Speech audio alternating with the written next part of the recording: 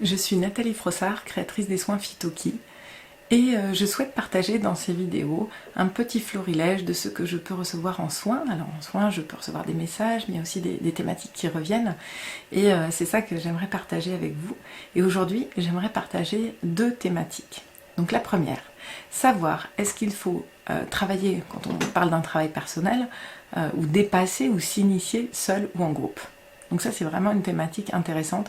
En soins, il y a un patient récemment qui a eu l'information comme quoi ce qu'il devait traverser, il devait le traverser seul. Alors quand on dit seul, c'est seul, pas dans le cadre d'un groupe, d'un cercle, c'est vraiment, on est toujours accompagné quand on commence à travailler avec le monde subtil, on sait qu'on est toujours accompagné, mais il avait ce côté du héros solitaire qui devait faire son voyage initiatique tout seul. Et donc ça c'est intéressant parce que parfois le groupe est aussi très important et très puissant pour un travail sur soi. Le groupe va permettre de pouvoir partager avec d'autres, de pouvoir bénéficier de l'énergie des autres. Être seul va permettre pour ceux qui sont un petit peu timides ou ceux qui ont quelque chose de dur à traverser, de pouvoir accueillir sa vulnérabilité, ce qui n'est pas forcément évident dans le cadre d'un groupe, même si le groupe est bienveillant. Le groupe va par contre offrir cet aspect miroir. Donc il va y avoir quelqu'un dans le groupe, on va se dire bah, cette personne-là je l'apprécie pas du tout.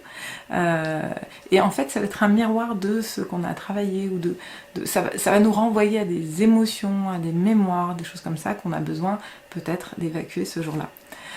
Donc le groupe est vraiment intéressant, ça permet aussi de se conforter dans ce qu'on vit, parce que souvent quand il y a des méditations, des choses comme ça en groupe, après on en revient, puis ouais, les participants me disent « Oh mais ça j'ai eu cette image là mais c'est le mental » ou « J'ai eu ce ressenti là, j'ai eu ce message là mais c'est le mental ». Le mental il a bon dos, parce que quand on partage avec le groupe, on se rend compte que justement il y a plusieurs personnes qui ont eu ces mêmes informations, et c'est vraiment intéressant, ça permet de se conforter, de se dire « Ah bah oui, je progresse dans mon rapport par exemple au subtil ». Ou là je parle par exemple des méditations sur les plantes. Quand on est sur la fougère et que quasiment tout le groupe reçoit des messages de protection et de sécurité, on peut se dire que bah voilà, on progresse et que nous aussi on a pu contacter cette énergie de sécurité et de protection. Donc c'est vraiment intéressant de travailler aussi en groupe pour ces raisons-là. L'autre point que je voulais aborder aujourd'hui, c'est vraiment voilà, par rapport à la source, ce qu'on peut appeler la source, le divin, vous donnez le nom que vous voulez. C'était une patiente qui a eu un très beau message, et je vous le partage aujourd'hui. Il n'est pas besoin de chercher la source, tu en fais partie.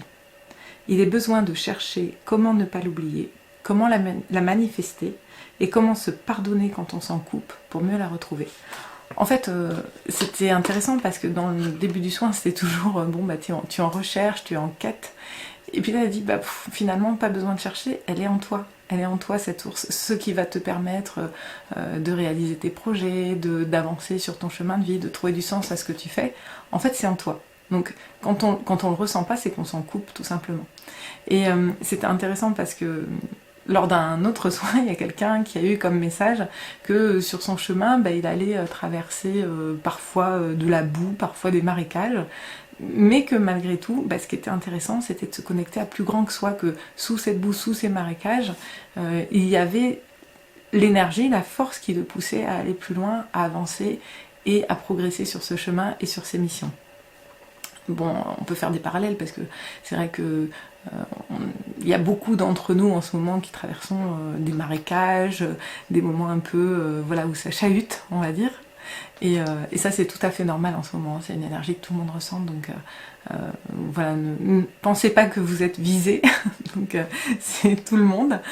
C'est juste comment on va les traverser ces marécages, à quoi on va se relier pour traverser ces marécages. Alors, on peut se relier à beaucoup de choses, on peut se relier à la famille, on peut se relier aux collègues, on peut se relier à son travail si on l'adore, comme c'est mon cas par exemple.